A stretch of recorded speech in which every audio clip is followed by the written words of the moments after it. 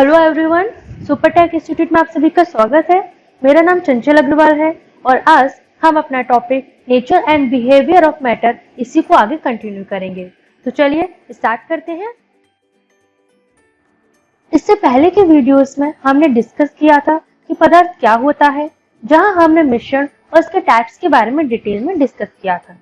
तो जब हमने मिश्रण समझ लिया तो हमें ये भी पता होना चाहिए कि शुद्ध पदार्थ क्या है, कौन से ऐसे सब्सटेंस है जिनको हम प्योर सब्सटेंस कह सकते हैं।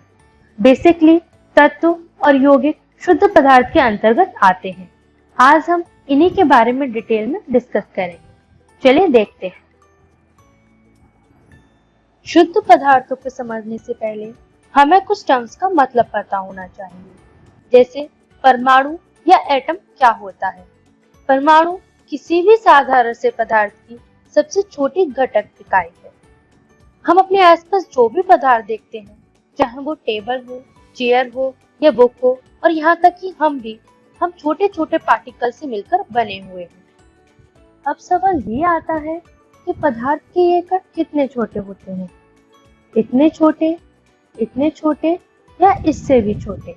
वास्तव में पदार्थ के कण इतने छोटे होते हैं कि उन्हें हम अपनी आंखों से नहीं देख सकते, और परमाणु उन्हीं कणों की सबसे छोटी इकाई है। अगर मैं यहाँ एक डॉट भी बना देती हूँ तो एक छोटा सा डॉट भी हजारों परमाणुओं से मिलकर बना हुआ है।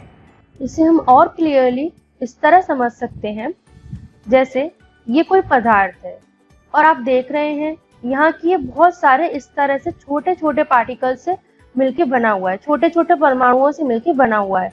कोई भी पदार्थ इस तरह से बहुत सारे परमाणुओं से मिलके बना होता है, और वो परमाणु उस पदार्थ के भीतर इस तरह से कुछ मूव कर रहे होते हैं। अभी इनके मूवमेंट के बारे में हम आगे डिस्कस करेंगे। तो आई होप अब आपको क्लियर हो गया होगा कि परमाणु क्या होता है। अब हम देखते हैं अणु, ये जिसे हम मॉलिक्यूल भी बोलते हैं, ये क्या होता है। अणु पदार्थ के छोटे कण को कहते हैं जो परमाणु से मिलकर बना होता है। अगर हम सिंपल वे में कहें तो परमाणुओं के समूह को अणु कहा जाता है, और किसी भी अणु में ये परमाणु एक व्यवस्थित रूप में आपस में जुड़े हुए होते हैं। एक एग्जांपल से इसे देखते हैं, जैसे ये एक जल का अणु है। जल का एक अणु दो हाइड्रोजन के एटम से और एक ऑक्सीजन के एटम से मिलकर बना होता है। हम कोई भी जल ले लें, चाहे वो किसी रिवर का जल हो या कोई ओशियन वाटर हो, वो इन्हीं दो हाइड्रोजन के परमाणुओं से और ऑक्सीजन के परमाणुओं से मिलकर बना होता है। हाइड्रोजन के परमाणुओं को हम एस से और ऑक्सीजन के परमाणुओं को हम O से रिप्रेजेंट करते हैं।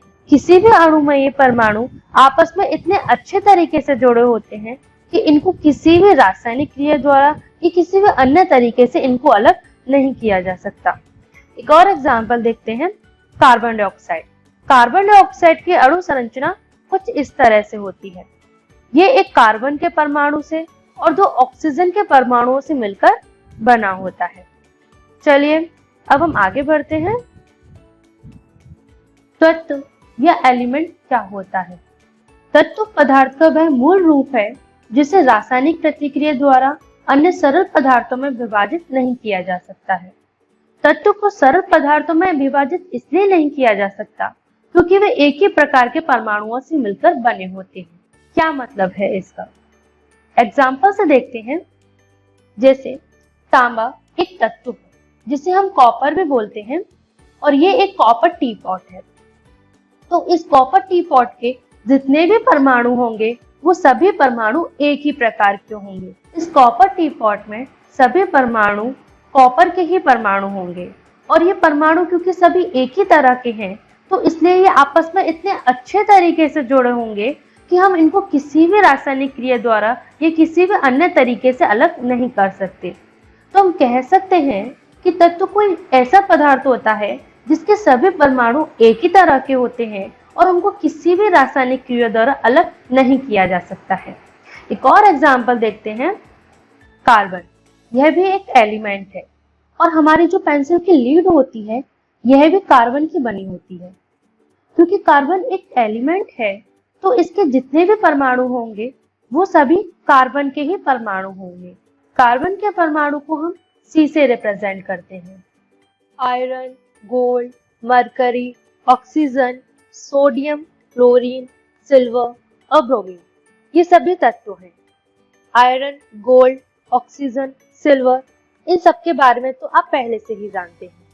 हम अपने घर में जो थर्मामीटर यूज करते हैं उसके भीतर जो शाइनी लिक्विड भरा होता है उसे हम पारा कहते हैं।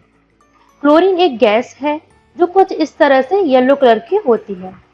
सोडियम एक धातु है जो सॉलिड फॉर्म में होता है। और ब्रोमीन नॉर्मल रूम टेम्परेचर पर एक लिक्विड है जो इस तरह से कुछ ब्राउनिश कलर का होता है। इन सब एग्जाम्पल से आप एक चीज नोटिस करेंगे कि तत्व सॉलिड, लिक्विड और गैस तीनों फॉर्म्स में पाए जाते हैं। अभी तक 118 तत्व ऐसे हैं जिनके बारे में पता लगाया जा चुका है। तो फ्रेंड्स, अब आपको तत्व के बारे में अच्छे से समझ में आ गया होगा। चलिए, यौगिक ये कंपाउंड क्या होता है? जो पदार्थ दो या दो से अधिक तत्वों के नियत अनुपात में रासायनिक तौर पर मिलने से बनते हैं, यौगिक कहलाते हैं। जैसे जल, जल का हर अणु दो हाइड्रोजन और एक ऑक्सीजन के परमाणु से मिलकर बना होता है, जो कि एक तत्व है। जल में हाइड्रोजन और ऑक्सीजन के परमाणु रासायनिक तौर पर जुड़े होते हैं और एक निश्चित अनुपात में होते हैं, इसीलिए जल एक यौगिक है। फ्रेंड्स, क्या आपको पता है कि जो नमक हम अपने घर में खाने में प्रयोग करते हैं वो एक यौगिक है? ये नमक सोडियम धातु और क्लोरीन गैस से मिलकर बना होता है। इसी कारण इसको सोडियम क्लोराइड भी कहते हैं, जिसका रासायनिक सूत्र NaCl होता है। नमक का हर अणु एक सोडियम के परमाणु से और एक क्लोरीन के परमाणु से रासायनिक तौर पर मिलने से बना होता है, इसीलिए नमक भी एक यौगिक है। चलिए, अब हम देखते हैं पदार्थ के कणों की विशेषताएं, properties of particles of matter. जैसे मैंने पहले भी बताया कि पदार्थ के कण बहुत छोटे होते हैं। अब हम इसको एक एक्सपेरिमेंट से प्रूव करते हैं। ये मिनी है, इसने एक एक्सपेरिमेंट किया। इसने क्या किया कि एक बीकर में थोड़ा सा पानी लिया। इसने 100 मिलीलीटर पानी एक बीकर में लिया और उस बीकर में इसने थोड़े से क्रिस्टल पोटेशियम परमैंगनेट के डाल दिए, जिससे उस सॉल्यूशन का कलर पिंक हो गया। अब उसने क्या किया कि इस बीकर में से थोड़ा सा सॉल्यूशन एक अलग टेस्ट ट्यूब में लिया और उस टेस्ट ट्यूब के सॉल्यूशन को फिर दोबारा एक अलग बीकर में रख दिया और उसमें कुछ पानी और ऐड कर दिया। इसने यही प्रोसेस एक बार और रिपीट किया। इसने इस सॉल्यूशन में से थोड़ा सा सॉल्यूशन एक टेस्ट ट्यूब में लिया और उस टेस्ट ट्यूब के सॉल्यूशन को दूसरे बीकर में डाल दिया। अब इसमें उसने कुछ पानी और ऐड किया और उसने यही प्रोसेस कई बार रिपीट किया। मिनी ने इस एक्सपेरिमेंट में क्या किया, उसने पोटेशियम परमैंगनेट के सॉल्यूशन को डाइल्यूट किया और उसने लास्ट में ऑब्जर्व किया कि पोटेशियम परमैंगनेट के थोड़े से क्रिस्टल पानी में मिला देने से पानी की बहुत सारी मात्रा कलरफुल हो जाती है। इससे पता चलता है कि पदार्थ के कण बहुत छोटे होते हैं। अब हम पदार्थ की दूसरी प्रॉपर्टी देखते हैं कि पदार्थ के कणों के बीच रिक्त स्थान होता है। इसे हम एक ऑब्जर्वेशन से समझते हैं। हमें ये तो पता है कि पानी एक पदार्थ है, तो हमने एक बीकर में थोड़ा सा पानी लिया और उस पानी के लेवल को ऐसे मार्क कर दिया। उसके बाद हमने थोड़ा सा नमक उस पानी में ऐड किया और जब नमक पूरी तरह से घुल जाता है तो हमने देखा कि पानी का लेवल उतना ही रहता है, जबकि नमक के मिला देने से तो पानी का लेवल बढ़ जाना चाहिए, लेकिन ऐसा नहीं होता है। क्या कारण है इसका?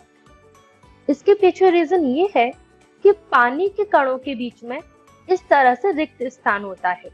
यहाँ आप कुछ गैप देख रहे हैं, ये इस तरह से पानी के कणों के बीच में ऐसे रिक्त स्थान होता है। और जब हम नमक को पानी में ऐड करते हैं तो नमक के कण पानी के कणों के बीच में इस तरह से घुल जाते हैं, जिस कारण से पानी का लेवल उतना ही रहता है। इससे पता चलता है कि पदार्थ के कणों के बीच में रिक्त स्थान होता है। अब हम देखते हैं पदार्थ की तीसरी प्रॉपर्टी। पदार्थ के कण निरंतर गति करते रहते हैं। मैटर के जो पार्टिकल्स होते हैं वो कुछ इस तरह से मूव कर रहे होते हैं। इसका एक रियल लाइफ में भी हम एग्जांपल देखते हैं। जब कोई प्रकाशीय किरणें खिड़की से अंदर आ रही होती हैं तो उसमें जो धूल कण उपस्थित होते हैं वो भी इसी तरह से कुछ रैंडमली मूव कर रहे होते हैं। इससे स्पष्ट होता है कि पदार्थ के कण निरंतर मूव करते हैं। पदार्थ की चौथी प्रॉपर्टी है कि पदार्थ के कण एक दूसरे को आकर्षित करते हैं। जब हम किसी पदार्थ को तोड़ते हैं तो वो पदार्थ आसानी से नहीं टूटता है और उसे तोड़ने के लिए हमें कुछ बल लगाना पड़ता है। जैसे यदि मैं इस मेज को तोड़ने की कोशिश करूं तो मुझे इसे तोड़ने के लिए कुछ बल लगाना पड़ेगा, ये आसानी से नहीं टूटेगी।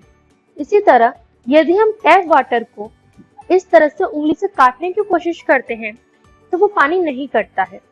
इसके पीछे कारण यही है कि इन पदार्थों के कणों के बीच में कुछ आकर्षण बल कार्य कर रहा है।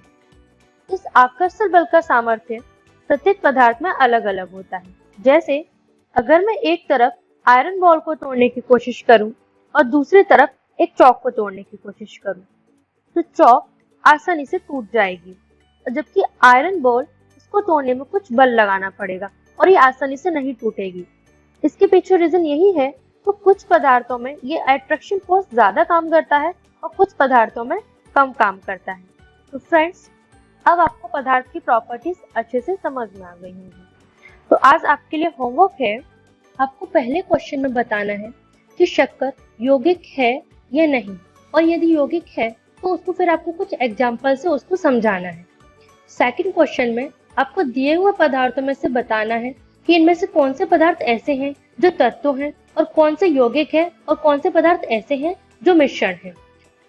और लास्ट क्वेश्चन में आपको दिए हुए पदार्थों में से शुद्ध पदार्थ छांटने हैं। तो फ्रेंड्स, आज के लिए इतना ही। हम नेक्स्ट वीडियो में फिर मिलेंगे जहां हम सीखेंगे कुछ प्ले और कुछ फन के साथ। So thank you, have a nice day.